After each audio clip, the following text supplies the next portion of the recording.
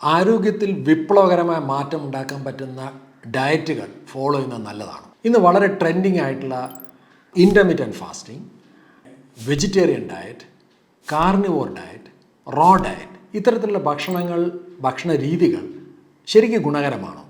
ഇനി അഥവാ ഗുണകരമാണെങ്കിൽ അത് ഫോളോ ചെയ്യുന്നത് കൊണ്ട് പിന്നീട് എന്തെങ്കിലും ദോഷമുണ്ടാകുമോ? ഈ വിഷയമാണ് നമ്മളിന്ന് ഇവിടെ പരിശോധിക്കുന്നത്.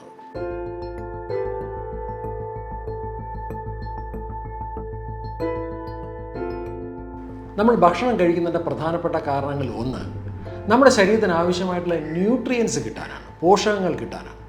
നമുക്ക് എല്ലാവർക്കും അറിയാം, നമ്മുടെ ശരീരം നിർമ്മിച്ചിരിക്കുന്നത് നമ്മൾ കഴിക്കുന്ന ഭക്ഷണത്തിൽ നിന്ന് കിട്ടുന്ന ഏകദേശം 100-ൽ പരം പോഷകങ്ങൾ ചേർത്തുകൊണ്ടാണ് ഉണ്ടാക്കുന്നത്.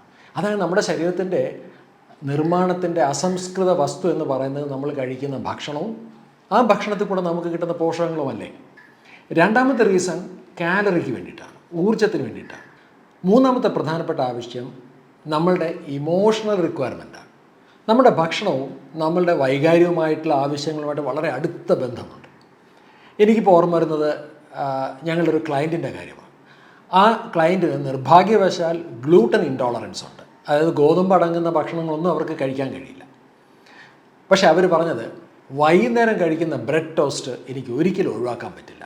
അപ്പോൾ എനിക്കിത് വളരെ അത്ഭുതമായിട്ട് തോന്നി. അതിൻ്റെ കാരണം അവർ പറഞ്ഞത്, ഞാൻ ചെറുപ്പകാലം മുതൽ സ്കൂൾ വിട്ട് വരുന്ന സമയത്ത് എൻ്റെ അമ്മ എനിക്ക് ഏറ്റവും കൂടുതൽ ദിവസങ്ങൾ സെർവ് ചെയ്തുകൊണ്ടിരുന്നത് ആ ബ്രെഡ് ടോസ്റ്റായിരുന്നു. ഇന്ന് അമ്മയില്ല, പക്ഷേ ഞാൻ ഒരു പരിധി വരെ ഞാൻ അമ്മയുടെ ഓർമ്മകൾ ക്യാരി ചെയ്യുന്നത് ആ ബ്രെഡ് ടോസ്റ്റിലാണെന്ന് പറഞ്ഞു. അപ്പോൾ ആലോചിച്ചൊക്കെ ഫുഡിന് എന്തൊരു സ്ട്രോങ് ഇമോഷണൽ കണക്ഷൻ ഉണ്ടെന്ന് നോക്കി. നാലാമത്തെ വിഷയം, ഫുഡ് ഈസ് ഇൻഫർമേഷൻ. ഭക്ഷണത്തിൽ കൂടെ നമ്മുടെ ശരീരത്തിലോട്ട് എത്തിച്ചേരുന്നത് വളരെ വലിയ വിവരങ്ങളാണ്. നമ്മുടെ ശരീരത്തിൻ്റെ ഘടനയെ, എന്തിന് ജനിതകമായ ഘടനയെപ്പോലും അത് എങ്ങനെയാണ് എക്സ്പ്രസ് ചെയ്യേണ്ടതെന്ന് തീരുമാനിക്കുന്നതിൽ ഒരു പ്രധാനപ്പെട്ട ഘടകം ഭക്ഷണമാണ്. നമ്മൾ പലപ്പോഴും പറയാറില്ലേ, എനിക്ക് ജനറ്റിക്കായിട്ട് ഇങ്ങനത്തെ പ്രോബ്ലം ഉണ്ടെന്ന്. പലപ്പോഴും ജനറ്റിക്കായിട്ടുള്ള പ്രോബ്ലത്തിനേക്കാൾ കൂടുതൽ അത് ഭക്ഷണം മൂലം ഉണ്ടാകുന്ന എപ്പിജനറ്റിക് പ്രോബ്ലമാണ്. അഞ്ചാമത്തെ പ്രധാനപ്പെട്ട കാര്യം, ഫുഡ് ഈസ് കണക്ഷൻ. നോക്കിക്കഴിഞ്ഞാൽ മനുഷ്യനെ മറ്റൊരു മനുഷ്യനോട് ബന്ധിപ്പിക്കുന്നതിൽ, കണക്ട് ചെയ്യുന്നതിൽ ഒരു പ്രധാനപ്പെട്ട റോള് ഭക്ഷണത്തിനില്ലേ? ഉണ്ട്. നിങ്ങളൊന്ന് ആലോചിച്ച് നോക്കിയാൽ, നിങ്ങളൊരു സുഹൃത്തുമായിട്ട് ചിലവഴിക്കാൻ കുറച്ച് സമയം, നമുക്കൊരു ചായ കുടിക്കാം, അല്ലെങ്കിൽ ഒരു കോഫി കുടിക്കാം. So the coffee connects people. മറ്റൊരു പ്രധാനപ്പെട്ട ആസ്പെക്ട്, ഫുഡ് ഈസ് ടേസ്റ്റ്. ഞാനൊരു കാര്യം പറയാം, എത്ര നല്ല പോഷക ഗുണവും എത്ര നല്ല റെസ്ട്രിക്റ്റഡ് ആയിട്ടുള്ള കാലറി ഉള്ളൊരു ഭക്ഷണമാണെങ്കിൽ പോലും ടേസ്റ്റ് ഇല്ലയെന്നുണ്ടെങ്കിൽ ഞാൻ കഴിക്കില്ല, എനിക്ക് തോന്നില്ല നിങ്ങളും കഴിക്കില്ല എന്ന് തോന്നുന്നു. ഇത്തരത്തിൽ റാഡിക്കലായിട്ട് മാറ്റം വരുത്താൻ പൊതുവേ കൂടുതൽ ആൾക്കാർ ഉപയോഗിക്കുന്ന 4 പ്രധാനപ്പെട്ട ഡയറ്ററി പ്രോഗ്രാമുകളെ കുറിച്ചിട്ടാണ് നമ്മളിപ്പോൾ ഒന്ന് അനലൈസ് ചെയ്യാൻ പോകുന്നത്. ഇതിൽ ഏറ്റവും കൂടുതൽ ആൾക്കാർ ഫോളോ ചെയ്യുന്നതും ഏറ്റവും കൂടുതൽ ഫാൻ ബേസ് ഉള്ള ഒന്ന് ഇൻ്റർമിറ്റൻറ്റ് ഫാസ്റ്റിംഗ് ആണ്. അതുപോലെ തന്നെ ഇന്ന് വളരെ പോപ്പുലർ ആയിക്കൊണ്ടിരിക്കുന്ന മറ്റൊരു ഡയറ്ററി പ്രോഗ്രാമാണ് കാർണിവോർ ഡയറ്റ്, അതുപോലെ റോ ഡയറ്റ് അല്ലെങ്കിൽ ജ്യൂസ് ഡയറ്റ്, അതുപോലെ വെജിറ്റേറിയൻ അല്ലെങ്കിൽ വീഗൻ ഡയറ്റ്. ഞാനിപ്പോൾ ഈ സൂചിപ്പിച്ച ഡയറ്ററി പ്രോഗ്രാംസൊക്കെ തന്നെ അശാസ്ത്രീയമാണെന്നോ ബെനിഫിറ്റ് ഇല്ലെന്നോ അല്ല. പലതിനകത്തും പല ആൾക്കാർക്കും പല രീതിയിലുള്ള ബെനിഫിറ്റുകൾ കിട്ടാറുണ്ട് എന്നുള്ളത് ശരി തന്നെയാണ്. പക്ഷേ പലപ്പോഴും ഇത്തരത്തിലുള്ള ചില ബെനിഫിറ്റുകളെ ഒരുപക്ഷെ ഒന്ന് ഗ്ലോറിഫൈ ചെയ്ത് ഇത്തരം പ്രോഗ്രാമുകളൊക്കെ തന്നെ അനാവശ്യമായി അല്ലെങ്കിൽ ഒരു സർവ്വരോഗ സംഹാരിയാണെന്ന് പ്രചരിപ്പിക്കുന്നതിനകത്തൊരു അനൗചിത്യമുണ്ട്. അത് സയൻറ്റിഫിക്കലി ശരിയല്ല. മാത്രമല്ല, ഇത്തരത്തിലുള്ള ഡയറ്ററി പ്രോഗ്രാമുകളുടെ ഉള്ളിൽ പതിയിരിക്കുന്ന ചില അപകടങ്ങളുമുണ്ട്. നമുക്കതൊന്ന് പരിശോധിച്ച് നോക്കാം. ഇത്തരത്തിൽ റാഡിക്കലായിട്ടുള്ള വളരെ പോപ്പുലർ ആയിട്ടുള്ള ഒരു ഡയറ്ററി പ്രോഗ്രാമാണ് ഇൻ്റർമിറ്റൻറ്റ് ഫാസ്റ്റിംഗ്. അതായത് ഭക്ഷണം കഴിക്കുന്ന സമയം വളരെ ചുരുക്കുക, അതായത് ഒരു ഷോർട്ട് ഈറ്റിംഗ് വിൻഡോ. 24 മണിക്കൂറിൽ ഭക്ഷണം കഴിക്കുന്ന ആപട സമയം ചിലപ്പോൾ ഒരു 8 മണിക്കൂറോ 6 മണിക്കൂറോ ആയിരിക്കാം. അല്ലെങ്കിൽ മറ്റൊന്ന്, കുറേ സമയം ഭക്ഷണം കഴിക്കാതിരിക്കുക, ഒരു ലോങ് ഫാസ്റ്റിംഗ് വിൻഡോ. 6 മണിക്കൂർ 8 മണിക്കൂർ മാത്രം ഭക്ഷണം കഴിക്കുമ്പോൾ മിക്ക ആൾക്കാരും കഴിക്കുന്ന 2 നേരം 2 മീൽസ് മാത്രമേ കഴിക്കുന്നുണ്ടാവും. ഇതിൻ്റെ ഒരു എക്സ്ട്രീം ആയിട്ടുള്ള ഒന്നാണ് ഒമാഡ് അപ്രോച്ച്, അതായത് 1 മീൽ എ ഡേ അപ്രോച്ച്. പലപ്പോഴും ഇത് പല ആൾക്കാരിലും നല്ല വ്യത്യാസങ്ങൾ കാണിക്കാറുണ്ട്. ഇതിൻ്റെ പ്രധാനപ്പെട്ട കാരണം, ഭക്ഷണം കഴിക്കുന്ന സമയം നിയന്ത്രിക്കുന്നതോടുകൂടി ഭക്ഷണത്തിൻ്റെ അളവ് നിയന്ത്രിക്കപ്പെടുന്നു. അപ്പോൾ എന്ത് സംഭവിക്കുന്നു? കഴിക്കുന്ന ഭക്ഷണത്തിൽ കൂടെ നമ്മുടെ ശരീരത്തിൽ എത്തിച്ചേർന്ന കാലറി റെസ്ട്രിക്റ്റ് ചെയ്യപ്പെടുന്നു. ഈ കാലറി റെസ്ട്രിക്ഷൻ വളരെ ബെനിഫിഷ്യലാണ്. കാരണം നമ്മുടെ നാട്ടിൽ ഇന്നുണ്ടാകുന്ന ഒട്ടുമിക്ക ജീവിതശൈലി രോഗങ്ങളും, അമിതവണ്ണം, പ്രമേഹം, രക്തസമ്മർദ്ദം, ഹൃദ്രോഗം, തുടങ്ങിയിട്ടുള്ള ഒട്ടുമിക്ക ജീവിതശൈലി രോഗങ്ങളുടെയും പ്രധാനപ്പെട്ട കാരണങ്ങളൊന്നും അമിതമായി കഴിക്കുന്ന കാലറിയാണ്. അപ്പോൾ ഇൻ്റർമിറ്റൻറ്റ് ഫാസ്റ്റിംഗ് ചെയ്യുന്ന വ്യക്തികളിൽ ഈ കാലറി റെസ്ട്രിക്ഷൻ അദ്ദേഹം അറിയാതെ നടക്കുന്നു. അതുകൊണ്ടാണ് ആക്ച്വലി ഇതിൻ്റെ ഈ ബെനിഫിറ്റ് കിട്ടുന്നത്. അതല്ലാതെ കാലറി റെസ്ട്രിക്ഷൻ കൂടെ കിട്ടുന്ന ബെനിഫിറ്റ് അല്ലാതെ പ്രത്യേകിച്ചിട്ട് വേറെ യാതൊരു ബെനിഫിറ്റും പലപ്പോഴും ഇത് പർവ്വതീകരിച്ച് കൊട്ടിഘോഷിക്കപ്പെടുന്ന രീതിയിലുള്ള വേറെ യാതൊരു ബെനിഫിറ്റും ഇൻ്റർമിറ്റൻറ്റ് ഫാസ്റ്റിങ്ങിന് ഇതുവരെ യാതൊരു എവിഡൻസും കിട്ടിയിട്ടില്ല. ഉദാഹരണമായി ഒരു 2500 കാലറി ഇൻ്റർമിറ്റൻറ്റ് ഫാസ്റ്റിംഗ് ചെയ്യുന്ന സമയത്ത് കഴിക്കുന്ന ഒരു വ്യക്തിക്ക് ഇതേ ബെനിഫിറ്റ് സാധാരണ സമയക്രമത്തിൽ 2500 കാലറി കഴിച്ചാൽ കിട്ടുന്നുണ്ടോ? അപ്പോൾ കാലറി റെസ്ട്രിക്ഷൻ ആണ് ഇൻ്റർമിറ്റൻറ്റ് ഫാസ്റ്റിങ്ങിൻ്റെ ഏറ്റവും പ്രധാനപ്പെട്ട ബെനിഫിറ്റ്. അതായത് ഒരു ഡയറ്ററി അപ്രോച്ച് കൊണ്ടുള്ളൊരു ബെനിഫിറ്റ് അല്ല, മറിച്ച് അദ്ദേഹത്തിൻ്റെ ജീവിതത്തിലുണ്ടായ ഒരു ഡിസിപ്ലിൻ കൊണ്ടുണ്ടായ ബെനിഫിറ്റാണ്. പക്ഷേ ഇവിടെ ചില പ്രശ്നങ്ങളുണ്ട്. ഇൻ്റർമിറ്റൻറ്റ് ഫാസ്റ്റിങ്ങിൻ്റെ ഏറ്റവും പ്രധാനപ്പെട്ട വിഷയം ഒന്ന്, ഈ റെസ്ട്രിക്റ്റഡ് ആയിട്ടുള്ള കാലറി ഇൻടേക്കിൻ്റെ കൂടെ പലപ്പോഴും സംഭവിക്കുന്നത് ഇൻ്റർമിറ്റൻറ്റ് ഫാസ്റ്റിംഗ് ചെയ്യുന്ന നല്ലൊരു ശതമാനം ആൾക്കാരിലുണ്ടാകുന്ന റെസ്ട്രിക്റ്റഡ് ആയിട്ടുള്ള പ്രോട്ടീൻ ഇൻടേക്കാണ്. നിങ്ങൾക്കറിയാമായിരിക്കാം, ഒരു 1.6 to 2.2 ഗ്രാം പെർ kg കണക്ക് സൂചിപ്പിക്കുന്നതാണ്. പെർ കിലോഗ്രാം നമ്മുടെ ശരീരത്തിന് പ്രോട്ടീൻ ആവശ്യമാണ്. ഏകദേശം ഒരു 100-120 ഗ്രാം എങ്കിലും പ്രോട്ടീൻ ആവശ്യമുള്ള സമയത്ത് ഇൻ്റർമിറ്റൻറ്റ് ഫാസ്റ്റിംഗ് ചെയ്യുന്ന വ്യക്തികളിൽ പലപ്പോഴും ഞാൻ കണ്ടിട്ടുള്ളത് അവരുടെ പ്രോട്ടീൻ ഇൻടേക്ക് റെസ്ട്രിക്റ്റാണ്. അതുകൊണ്ട് എന്താണ്, they have huge muscle loss. ഞങ്ങളുടെ ക്ലിനിക്കിൽ വന്നിട്ടുള്ള പല ആൾക്കാരെയും ഇൻ്റർമിറ്റൻറ്റ് ഫാസ്റ്റിംഗ് ചെയ്ത് ശീലിച്ചിട്ട പല ആൾക്കാരുടെയും ശരീരഭാരം കുറയുന്നു, അതുകൊണ്ട് കുറച്ച് ബെനിഫിറ്റ് ഉണ്ടാകുന്നു, ഒരു ഓവറോൾ ആയിട്ടുള്ള അവർക്കൊരു ഹെൽത്തി ഫീലുണ്ട്. പക്ഷേ ചെക്ക് ചെയ്യുമ്പോൾ അവരുടെ ശരീരത്തിലെ സ്കെൽട്ടൽ മസിൽസിൽ വളരെ വലിയ കുറവ് കാണാറുണ്ട് ത്രൂ ബോഡി കോമ്പോസിഷൻ.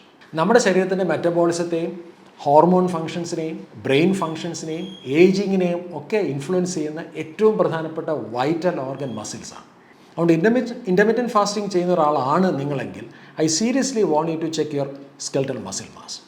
ഇനി മറ്റൊരു പ്രധാനപ്പെട്ട വിഷയം, ഇൻ്റർമിറ്റൻറ്റ് ഫാസ്റ്റിംഗ് ചെയ്യുന്ന ഭൂരിഭാഗം പേരും പറയുന്നൊരു പ്രധാനപ്പെട്ട കൺസേൺസിലൊന്ന് ഒരു ഹ്യൂജ് ആയിട്ടുള്ളൊരു എനർജി ഡ്രോപ്പാണ്. പലപ്പോഴും ആ സമയാസമയത്ത് ഭക്ഷണം കഴിക്കാൻ പറ്റാത്തപ്പോൾ ഉണ്ടാകുന്ന എനർജി ഡ്രോപ്പ്, അതുമൂലമുണ്ടാകുന്ന കൊഗ്നിറ്റീവ് ആയിട്ടുള്ള പ്രോബ്ലം, അതായത് ശ്രദ്ധക്കുറവ്, ഓർമ്മക്കുറവ്. മറ്റൊന്ന് ഇറിറ്റബിലിറ്റിയാണ്. അവർക്ക് ഭയങ്കരമായിട്ടുള്ളൊരു അസ്വസ്ഥത ഉണ്ടാകും. ഇതൊക്കെ നമ്മുടെ കൊഗ്നിറ്റീവ് ആൻഡ് ഇമോഷണൽ ഹെൽത്തിനുണ്ടാക്കുന്ന പ്രോബ്ലംസാണ്. സോ ഇൻ്റർമിറ്റൻറ്റ് ഫാസ്റ്റിങ്ങിൽ കാലറി റെസ്ട്രിക്ഷൻ മൂലമുള്ള ബെനിഫിറ്റ് അല്ലാതെ ഇതൊരു സർവ്വരോഗ സംഹാരിയാണ് അല്ലെങ്കിൽ എല്ലാ പ്രശ്നങ്ങൾക്കും പരിഹാരമാണ് എന്ന് പറയുന്നതിനകത്ത് ശാസ്ത്രീയമായ അടിസ്ഥാനങ്ങളില്ല. So if you are restricting your time intake, take care of your muscles, take care of your nutrition. മറ്റൊരു റാഡിക്കലായിട്ടുള്ള ഒരു ഡയറ്ററി ചേഞ്ച്, ഇതുവരെ മിശ്ര ഭുക്കായിരുന്ന, അതായത് മീനും ഇറച്ചിയും മുട്ടയും ഒക്കെ കഴിച്ചുകൊണ്ടിരുന്ന ഓംനിവോറസ് ആയിട്ടൊരാൾ ആരോഗ്യം നന്നാക്കുന്നതിന് വേണ്ടി ഒരു സുപ്രഭാതത്തിൽ അദ്ദേഹം വെജിറ്റേറിയൻ ആകാൻ തീരുമാനിക്കും. ഒരുപക്ഷെ നിങ്ങൾ വെജിറ്റേറിയൻ ആയിട്ടുള്ളൊരു വ്യക്തിയാണെങ്കിൽ അതൊരു കൾച്ചറൽ റീസൺ കൊണ്ടോ റിലീജിയസ് റീസൺ കൊണ്ടോ എൻവയറമെൻ്റൽ റീസൺസ് കൊണ്ടോ ഇമോഷണൽ റീസൺസ് കൊണ്ടോ എത്തിക്കൽ റീസൺസ് കൊണ്ടോ ആണെന്നുണ്ടെങ്കിൽ I definitely agree with your decision. പക്ഷേ ഒരു ന്യൂട്രീഷണൽ ചോയ്സ് എന്ന രീതിയിൽ ഇന്നേ വരെ ഇത്തരത്തിലുള്ള വൈവിധ്യമാർന്നിട്ടുള്ള ഭക്ഷണങ്ങളൊക്കെ കഴിച്ചുകൊണ്ടിരുന്ന വ്യക്തി ആരോഗ്യം നന്നാക്കാൻ വേണ്ടി വെജിറ്റേറിയൻ ആകുന്നതുകൊണ്ട് എന്താണ് എന്നുള്ള വിഷയമാണ്. പലപ്പോഴും ഞാനിവിടെ കാണുന്നത്, ഈ പലരും വെജിറ്റേറിയൻ എന്ന് പറയുമ്പോഴും ഞാൻ സൂക്ഷ്മമായിട്ട് അവർ കഴിക്കുന്ന ഭക്ഷണം എന്താണെന്ന് ശ്രദ്ധിച്ചിട്ടുണ്ട്. അവർ പലപ്പോഴും വെജിറ്റേറിയൻ അല്ല, അവർ ഗ്രെയിനേറിയനാണ്. അതായത് അവർ കൂടുതലും കഴിക്കുന്നത് വെജിറ്റബിൾസും ലീവ്സും ഫ്രൂട്ട്സും ഒന്നും അല്ല, കൂടുതലും കഴിക്കുന്നത് മുഴുവൻ ധാന്യങ്ങളാണ്. പലപ്പോഴും നമ്മുടെ അത് എന്തോ വളരെയധികം ഹെൽത്ത് ബെനിഫിറ്റ്സ് ഉണ്ടാക്കും. കൊളസ്ട്രോൾ കുറയും, ഹൃദയാരോഗ്യം നന്നാവും, ശരീരഭാരം കുറയും, ശരീരത്തിലെ കൊഴുപ്പ് കുറയും എന്നൊക്കെ ധരിച്ചിട്ടാണ് അദ്ദേഹം വെജിറ്റേറിയൻ ആവുന്നത്. കാരണം അദ്ദേഹം വ്യക്തി ധരിച്ചിരിക്കുന്നത് ഈ മീറ്റ് പ്രോഡക്ട്സും എഗ്ഗും മിൽക്ക് പ്രോഡക്ട്സും ഒക്കെ തന്നെ ഇതൊക്കെ ഉണ്ടാക്കുന്ന ഒന്നാണ്. പല ആൾക്കാരിലും ഇത് കൊണ്ട് എത്തിക്കുന്നത് ഇൻസുലിൻ റെസിസ്റ്റൻസും അതുപോലെ ഡയബറ്റീസും അതുപോലെ ട്രൈഗ്ലിസറൈഡ്സ് ലെവൽ കൂടുതലും ഒക്കെ കാണുന്നതാണ് പ്രോബ്ലം. മാത്രമല്ല പലപ്പോഴും വെജിറ്റേറിയൻ ആകുന്ന ആൾക്കാരിൽ ഞാൻ കാണുന്ന ഏറ്റവും പ്രധാനപ്പെട്ട ചലഞ്ച് അവരുടെ ഡയറ്റിലെ പ്രോട്ടീൻ ഇൻടേക്ക് മെയിൻറ്റെയിൻ ചെയ്യണം. നമുക്കെല്ലാവർക്കും അറിയാം, വെജിറ്റേറിയൻ ആസ്പെക്ട്സ് നോക്കിക്കഴിഞ്ഞാൽ നല്ല ക്വാളിറ്റി ആൻഡ് ക്വാണ്ടിറ്റി പ്രോട്ടീൻ കിട്ടുന്ന അത്ര എളുപ്പമുള്ള കാര്യമൊന്നുമല്ല. പറ്റില്ല എന്ന് ഞാൻ പറയുന്നില്ല, പക്ഷേ അത്ര എളുപ്പമുള്ള കാര്യമല്ല. മറ്റൊരു പ്രധാനപ്പെട്ട വിഷയം ചില എസെൻഷ്യൽ ആയിട്ടുള്ള മൈക്രോ ന്യൂട്രിയൻസ് ആണ്. അയൺ, സിങ്ക്, അതുപോലെ B12, അതുപോലെ തന്നെ omega 3. നല്ല ഹൈ ക്വാളിറ്റി ഒമേഗ 3 ഒക്കെ അവരുടെ ഭക്ഷണത്തിൽ മെയിൻറ്റെയിൻ ചെയ്യുന്ന അത്ര എളുപ്പമുള്ള കാര്യമൊന്നുമല്ല. ഞാൻ നേരത്തെ പറഞ്ഞ പോലെ മിസ്റ്റർ ബുക്കായിട്ടുള്ള ആൾക്കാർ ഒരു സുപ്രഭാതത്തിൽ വെജിറ്റേറിയൻ ആകുമ്പോൾ അവരുടെ ഉള്ളിൽ ഇപ്പോഴും അവർക്ക് ഉള്ളൊരു ടെംപ്റ്റേഷൻ ഇത്തരത്തിലുള്ള ഫുഡ് കഴിക്കുക എന്നുള്ളതാണ്. പക്ഷേ ആരോഗ്യത്തിൻ്റെ പേരിലാണ് ഇങ്ങനെ ഒരു കടുത്ത തീരുമാനം അദ്ദേഹം എടുത്തത്. ഇത് പലപ്പോഴും ഇമോഷണലി അഡ്ജസ്റ്റ് ചെയ്യാൻ വളരെ ബുദ്ധിമുട്ടാണ്, അഡാപ്റ്റ് ചെയ്യാൻ അത്ര എളുപ്പമല്ല. ഇന്ന് എനിക്ക് തോന്നുന്നു പല സദ്യകളിലും വിളമ്പുന്ന ഒരു ഭക്ഷണമാണ് മീനില്ല മീൻ കറി. അതായത് അതിനകത്ത് മീനുണ്ടാവില്ല, പക്ഷേ മീൻ കറിയുടെ അതേ ടേസ്റ്റാണ്. ഇത് കണ്ട് ആക്രാന്തത്തോടെ വാരി വലിച്ച് കഴിക്കുന്ന എൻ്റെ അടുത്തിരുന്ന ഒരു സദ്യ ഉണ്ടെന്ന ഒരാളെ എനിക്ക് ഓർമ്മ വരുന്നുണ്ട്. അപ്പോൾ അതുകൊണ്ട് തന്നെ വെജിറ്റേറിയൻ ആയി എന്നുള്ളത് കൊണ്ട് ഒരു നല്ലൊരു ഹെൽത്തി ആയിട്ടുള്ള ഡയറ്റ് ആകണമെന്നുമില്ല. അത്തരത്തിലുള്ള റാഡിക്കലായിട്ട് മാറ്റം വരുന്നത് പലപ്പോഴും സസ്റ്റെയിൻ ചെയ്യാനും പറ്റാറില്ല. റാഡിക്കൽ ഡയറ്ററി അപ്രോച്ചുകളിൽ ഇപ്പോൾ വളരെ ട്രെൻഡിങ് ആയിട്ടുള്ള ഒന്നാണ് കാർണിവോർ ഡയറ്റ്. അതായത് മാംസം മാത്രം ഭക്ഷണമായിട്ട് ഉപയോഗിക്കുന്നു. ഇത്തരത്തിലുള്ള ഒരു അപ്രോച്ചിൻ്റെ പ്രധാനപ്പെട്ട പ്രത്യയശാസ്ത്രം തന്നെ ഇതാണ്. മാംസമാണ് മനുഷ്യ ഭക്ഷണം എന്നുള്ള രീതിയിൽ ഏറ്റവും അനുയോജ്യമായിട്ടുള്ളത്. ബാക്കിയെല്ലാം അതിനകത്ത് പല സാധനങ്ങളും മനുഷ്യ ശരീരത്തിനും മനുഷ്യൻ്റെ ദഹനവ്യൂഹത്തിനും പറ്റിയതല്ല. ഇപ്പോൾ ഉദാഹരണമായി ചെടികളിലൊക്കെ തന്നെ പലതരത്തിലുള്ള ടോക്സിൻസ് ഉണ്ട്. ഇപ്പോൾ സ്പിനാഷ്, അതായത് നമ്മുടെ പാലക് ചീരയിൽ ഓക്സിലേറ്റുകൾ അടങ്ങിയിട്ടുണ്ട്, അത് കിഡ്നിക്ക് ദോഷകരമാണ്. ക്യാബേജിൽ ഗ്ലൂക്കോസിനോലൈറ്റ്സ് ഉണ്ട്, ടൈപ്പ് 2 ഡയബറ്റീസിന് കാരണമാകുന്നു എന്ന് പഠനങ്ങൾ എവിടെയൊക്കെ പറഞ്ഞിട്ടുണ്ട്. പിന്നെ കിഡ്നി ബീൻസിലും ദാലിലൊക്കെ തന്നെ ലെക്റ്റിൻസ് ഉണ്ട്, അത് ടോക്സിസിറ്റി ഉണ്ടാക്കുന്ന ഒന്നാണ്. ഇത്തരത്തിലുള്ള ഒരു പരിധിവരെ ശാസ്ത്രീയമായി ചില പ്രാധാന്യങ്ങളുള്ള ചില പഠനങ്ങൾ നടത്തിയിട്ടുള്ള ഇത്തരം വിഷയങ്ങളെല്ലാം എടുത്ത് സമാഹരിച്ചിട്ട് ഇതിനെല്ലാം ഒന്ന് മാറ്റി ഒരു തീവ്രവാദ സമീപനം, അതായത് ഞാൻ ഇനി മാംസം മാത്രമേ ഭക്ഷിക്കുന്നുള്ളൂ എന്നുള്ളതാണ് കാർണിവോർ ഡയറ്റ്. കാർണിവോർ ഡയറ്റ് പോഷക സംബന്ധമായി നോക്കിക്കഴിഞ്ഞാൽ വളരെ ഇൻട്രസ്റ്റിംഗ് ആണ്. ഒരു ഓൾമോസ്റ്റ് ഒരു 0 കാർബോഹൈഡ്രേറ്റ് ഡയറ്റാണ്. ഞാൻ നേരത്തെ ഗ്രെയിനേറിനെ കുറിച്ച് പറഞ്ഞെങ്കിൽ ഇതിൻ്റെ ഇങ്ങനത്തെ എക്സ്ട്രീമാണ്. വെജിറ്റേറിയൻസിൻ്റെ എക്സ്ട്രീമാണ് കാർണിവോർ. അന്നജമേ കഴിക്കുന്നില്ല. അതുകൊണ്ട് എന്താണ് പ്രത്യേകത? അന്നജം കുറയ്ക്കുന്നത് കൊണ്ടുണ്ടാകുന്ന നിരവധി ബെനിഫിറ്റുകൾ കാർണിവോർ ഡയറ്റിന് കിട്ടുന്നുണ്ടോ? പ്രത്യേകിച്ച് പ്രോട്ടീൻ്റെ അളവ് കൂടുന്നു, അതുകൊണ്ട് തന്നെ ശരീരഭാരം കുറയ്ക്കുന്നതിന് വളരെ ഹെൽപ്ഫുള്ളാണ്. ഒരു വസ്തു അത് ഭക്ഷ്യയോഗ്യമാണോ എന്ന് തീരുമാനിക്കുന്നത് അതിനകത്ത് കുറച്ച് ടോക്സിൻ ഉണ്ടോ എന്ന് മാത്രം നോക്കിയിട്ടല്ല. പല ഭക്ഷണങ്ങളിലും ചിലപ്പോൾ കുറച്ച് ടോക്സിൻസ് ഉണ്ടാവാം. കാരണം നമ്മുടെ ചുറ്റുപാടും ഉണ്ടാകുന്ന ഭക്ഷ്യവസ്തുക്കളും നമ്മൾ വിളിക്കുന്നതെല്ലാം ഭക്ഷ്യവസ്തുവായിട്ടല്ലല്ലോ ഉണ്ടാകുന്നത്. പഴങ്ങളും പച്ചക്കറികളും ഇലക്കറികളും ധാന്യങ്ങളും പയറുവർഗ്ഗങ്ങളിലും ഒക്കെ തന്നെ അതിൻ്റെ പ്രധാനപ്പെട്ട ഉദ്ദേശം അതിനായിട്ടുള്ള ധർമ്മമുണ്ട്. മനുഷ്യൻ്റെ ഭക്ഷ്യവസ്തുവായിട്ട് മാത്രം ഉപയോഗിക്കാനല്ല. അപ്പോൾ അതിനകത്ത് ചില ഡൈജസ്റ്റബിലിറ്റി ഇഷ്യൂസോ ടോക്സിൻ ഇഷ്യൂസോ ഉണ്ടാവാം. പക്ഷേ അതിനോടൊപ്പം തന്നെ അതിനകത്ത് വളരെയധികം ന്യൂട്രിയൻസും ഉണ്ടാവാം. അപ്പോൾ ഇത്തരത്തിലുള്ളൊരു കോസ്റ്റ് ബെനിഫിറ്റ് ഒരു അനാലിസിസിൽ കൂടെ മാത്രമേ അത് നമ്മുടെ ഭക്ഷണത്തിൽ ഉൾപ്പെടുത്തണോ വേണ്ടതെന്ന് തീരുമാനിക്കാൻ പറ്റുള്ളൂ. പക്ഷേ ഇത്തരം ഒരു സന്തുലിതമായ സമീപനം എടുക്കുന്നതിന് പകരം എല്ലാ ഭക്ഷ്യവസ്തുക്കളും കാണുന്ന ചില ടോക്സിക് മെറ്റീരിയൽസിനെയൊക്കെ തന്നെ എക്സ്ട്രീമൈസ് ചെയ്തിട്ടാണ് ഇത്തരത്തിലുള്ളൊരു കാർണിവോർ ഡയറ്റിലൂടെ പലപ്പോഴും എത്തിച്ചേരുന്നത്. കാർണിവോർ ഡയറ്റ് കഴിക്കുന്നത് കൊണ്ട് ഞാൻ നേരത്തെ പറഞ്ഞ ബെനിഫിറ്റ് ഉണ്ടെങ്കിൽ പോലും ഇന്ന് പല പഠനങ്ങളും പറയുന്നത് അതുമൂലം ഉണ്ടാക്കുന്ന ദോഷങ്ങളും കൂടെ കണക്കിലെടുക്കണം. അതിൽ ഏറ്റവും പ്രധാനപ്പെട്ട ദോഷം സ്ഥിരമായി കാർണിവോർ ഡയറ്റ് ഉപയോഗിക്കുന്ന ആൾക്കാരിൽ കാണുന്ന വളരെ വളരെ ഹൈ ലെവൽസ് ഓഫ്, അതായത് പേടിപ്പിക്കുന്ന അളവിലുള്ള LDL കൊളസ്ട്രോൾ ലെവൽസാണ്. അതുപോലെ തന്നെ ഒരു കാർഡിയോ വാസ്കുലർ ഡിസീസ് മാർക്കറായിട്ടുള്ള എപ്പോബിയും LDL കൊളസ്ട്രോൾ ലെവൽസും ഭയാനകരമായിട്ടുള്ള രീതിയിൽ ഈ കാർണിവോർ ഡയറ്റ് ചെയ്യുന്ന ആൾക്കാരിൽ ഉയർന്നു കാണുന്നുണ്ട്. ഇത് വളരെ അലാമിംഗ് ആണ്. ഒരുപക്ഷെ നിങ്ങൾ അങ്ങനത്തെ ഒരു ഡയറ്റിനെ കുറിച്ച് ചെയ്യുന്നുണ്ടോ എങ്കിൽ തീർച്ചയായിട്ടും ഇത് കൺസിഡർ ചെയ്യേണ്ട വളരെ പ്രധാനപ്പെട്ട ഒരു മെഡിക്കൽ ആസ്പെക്റ്റാണ്. മറ്റൊന്ന്, നമ്മുടെ ശരീരത്തിൻ്റെ ഘടന നോക്കിയാൽ നമ്മുടെ ദഹനവ്യൂഹം, വായ മുതൽ നമ്മുടെ ഏനൽ ഓപ്പണിംഗ് വരെ വരുന്ന ദഹനവ്യൂഹം ഒരു 25 അടി മുതൽ 30 അടി നീളമുള്ള ഒന്നാണ്. ഒരുപക്ഷെ മാംസം മാത്രം ഭക്ഷിക്കാനായിരുന്നു ഉണ്ടെങ്കിൽ ഒരു മാംസ ബുക്കിനുണ്ടായിരുന്ന അത്രയും നീളം മാത്രം നമുക്ക് മതിയായിരുന്നു. അപ്പോൾ അതായത് ഇത്രമാത്രം വളരെ കോംപ്ലക്സ് ആയിട്ടുള്ള ലെങ്തി ആയിട്ടുള്ള ഒരു ഡൈജസ്റ്റീവ് സിസ്റ്റം നമുക്ക് ഉണ്ടാകേണ്ട പ്രധാനമായിട്ടും അതിന് അനാറ്റമിക്കലായിട്ടും ബയോളജിക്കലായിട്ടും ഫിസിയോളജിക്കലുമായിട്ടുള്ള റീസൺസ് ഉണ്ട്. മാംസം മാത്രം ഭക്ഷിക്കാൻ വേണ്ടിയിട്ടല്ല നമ്മളുടെ ദഹനവ്യൂഹം സൃഷ്ടിക്കപ്പെടുന്നത്. അതൊരു ശാസ്ത്രീയമായ സത്യമാണ്. മറ്റൊന്ന്, നമ്മൾ ഭക്ഷണം കഴിക്കുമ്പോൾ ഈ ഭക്ഷണം നോക്കിയിരിക്കുന്ന കോടാനുകോടി മറ്റ് ചില ആൾക്കാരും കൂടെ നമ്മുടെ ദഹനവ്യൂഹത്തിലുണ്ട്. ഞാൻ സംസാരിക്കുന്നത് നമ്മുടെ ഗട്ട് മൈക്രോബയോമിനെ കുറിച്ച്, സൂക്ഷ്മജീവ വ്യവസ്ഥയെക്കുറിച്ചിട്ടാണ്.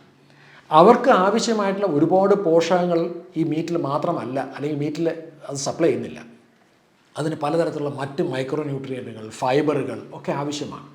പലപ്പോഴും ഇത്തരത്തിലുള്ള എക്സ്ട്രീമായിട്ടുള്ള ഒരു കാർണിവോർ ഡയറ്ററി അപ്രോച്ചസ് എടുക്കുന്ന ആൾക്കാരിൽ they suffer with their gut microbiome. So അതൊരു ലോങ് ടേമിൽ അത് പലപ്പോഴും നമുക്ക് റെക്കമെൻഡ് ചെയ്യാവുന്ന ഒന്നല്ല എന്നാണ് മിക്ക പഠനങ്ങളും പറയുന്നത്. ഞാൻ പറഞ്ഞതിൻ്റെ അർത്ഥം കാർണിവോർ ഡയറ്റുള്ള ബെനിഫിറ്റ്സിനെ തള്ളിക്കളയുന്നത് മാത്രമല്ല, പക്ഷേ ഒരു സസ്റ്റൈനബിൾ ആയിട്ടുള്ളൊരു ഡയറ്ററി പാറ്റേണിൽ ഒരിക്കലും ഇത്തരമൊരു റാഡിക്കൽ അപ്രോച്ച് പറ്റുന്നതല്ല.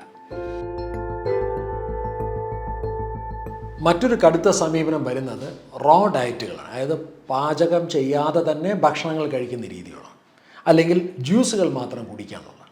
കൂടുതലും ഇത്തരത്തിലുള്ളൊരു ഭക്ഷണ രീതികളോട് ആകർഷിക്കപ്പെടുന്നത് കൂടുതലും ഒരു പ്രകൃതിയോട് അടുത്ത് നിൽക്കുന്ന ഒരു അല്ലെങ്കിൽ ജീവിത രീതി, പ്രകൃതി ജീവനം, പ്രകൃതിക്ക് ഇഷ്ടപ്പെടുന്ന അല്ലെങ്കിൽ പരിസ്ഥിതിക്ക് ഇഷ്ടപ്പെടുന്ന ഭക്ഷണത്തിലൂടെ മനുഷ്യൻ ചേർന്ന് നിൽക്കുന്നു. ഇത്തരത്തിലുള്ള ഭക്ഷണക്രമങ്ങൾ ഫോളോ ചെയ്യുമ്പോൾ ഒരു ഷോർട്ട് പീരീഡിലേക്ക് കുറച്ച് ബെനിഫിറ്റുകൾ കിട്ടാറുണ്ട്. മേ ബി അവരുടെ ശരീരത്തിലുള്ള ടോക്സിൻസിനെയൊക്കെ ഒന്ന് എലിമിനേറ്റ് ചെയ്യാൻ വേണ്ടിയിട്ട് ഒരു പക്ഷേ അത് പരിധിവരെ കുറച്ച് തുടക്കത്തിൽ സഹായിക്കാറുണ്ട്. But that will also lead to some extreme nutritional imbalances. പല ആൾക്കാരിലും ഇത്തരത്തിലുള്ള ഡയറ്റുകൾ ഫോളോ ചെയ്യുന്ന പല ആൾക്കാരിലും ഉണ്ടാകുന്നത് അവരുടെ പോഷകാവസ്ഥയിലുണ്ടാകുന്ന ഒരു സീരിയസ് ആയിട്ടുള്ള ഒരു മാൽന്യൂട്രീഷനാണ്.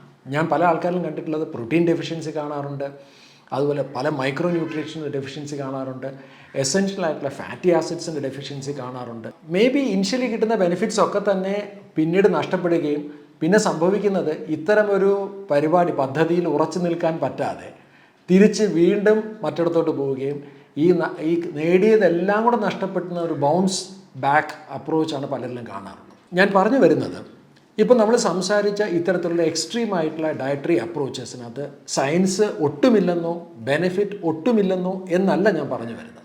പക്ഷേ ഇതൊക്കെ തന്നെ ശാസ്ത്രീയമായിട്ടാണോ നിങ്ങൾ ചെയ്യുന്നത്? നിങ്ങളുടെ ശരീരത്തിൻ്റെ ഇപ്പോഴത്തെ ആരോഗ്യാവസ്ഥ, metabolism, hormone status, immune status, ഇതിനെയൊക്കെ അടിസ്ഥാനമാക്കിയിട്ടാണോ നിങ്ങൾ ചെയ്യുന്നത്? അവിടെ എന്തെങ്കിലും ഒരു ശാസ്ത്രീയമായ നിഗമനത്തിൽ നിങ്ങൾ എത്തിയിട്ടാണോ ചെയ്യുന്നത്? ഇതൊക്കെയല്ലേ നമ്മൾ ചിന്തിക്കേണ്ടത്. പലപ്പോഴും സംഭവിക്കുന്നത് ഇത്തരത്തിൽ എന്തെങ്കിലും ഒരു സാധനം കിട്ടുകയും അതിനെന്തെങ്കിലും ഒരു ബെനിഫിറ്റ് ഉണ്ടെന്ന് കാണുകയും ചെയ്യുമ്പോൾ പിന്നെ നമ്മൾ അതും എടുത്തുകൊണ്ട് അങ്ങ് ഓടുകയാണ്. ഇപ്പം നമ്മൾ സംസാരിച്ച ഇത്തരമൊരു ഭക്ഷണ രീതി നിങ്ങൾ എപ്പോഴെങ്കിലും ട്രൈ ചെയ്തിട്ടുണ്ടോ? ട്രൈ ചെയ്തിട്ടുണ്ടെങ്കിൽ ദയവ് ചെയ്ത് അതുകൊണ്ടുണ്ടായിട്ടുള്ള ബെനിഫിറ്റ്സും അതിൽ നിങ്ങൾക്കുണ്ടായിട്ടുള്ള ചലഞ്ചസും എന്തുകൊണ്ടെന്ന് കമൻറ്റ് ബോക്സിൽ ഷെയർ ചെയ്തോളാം. ഇത്രയും സംസാരിച്ചതെന്ന് ഭക്ഷണത്തെക്കുറിച്ച് വ്യക്തത ഉണ്ടായോ അതോ തികഞ്ഞ ആശയക്കുഴപ്പമാണോ ഉണ്ടായത്? ഞാൻ ഒരു കാര്യം പറയാം. ഭക്ഷണം എന്ന് പറഞ്ഞത് ഒരു വ്യക്തിയുടെ തികച്ചും വ്യക്തിപരമായ ഒരു ചോയ്സാണ്. കാരണം അതിനകത്തൊരു ഇൻഡിവിജ്വാലിറ്റി, ഒരു എലമെൻ്റ് ഉണ്ട്. ഒരു വ്യക്തി എന്ത് ഭക്ഷണമാണ് കഴിക്കാൻ തീരുമാനിക്കുന്നത്, ആ തീരുമാനത്തിൽ എത്തിച്ചേരുന്ന ആ വ്യക്തി തന്നെ ആയിരിക്കണം. പല ഘടകങ്ങളെ ആശ്രയിച്ചിട്ടാണ്. ഈ വിഷയത്തെ സംബന്ധിച്ച് വളരെ ദീർഘമായിട്ട് പല ഘടകങ്ങളെ നമ്മൾ വിശദമായി ചർച്ച ചെയ്യുന്ന പല വീഡിയോസും നമ്മൾ ഇതിനു മുമ്പ് ചെയ്തിട്ടുണ്ട്. ഞാൻ അതിൻ്റെ ലിങ്ക് ഷെയർ ചെയ്യുന്നുണ്ട്. പക്ഷേ പലപ്പോഴും നിങ്ങൾ എന്ത് കഴിക്കണമെന്ന് തീരുമാനിക്കുന്നത് നിങ്ങൾ തന്നെ ആകണം എന്നതാണ് പരമമായ സത്യം.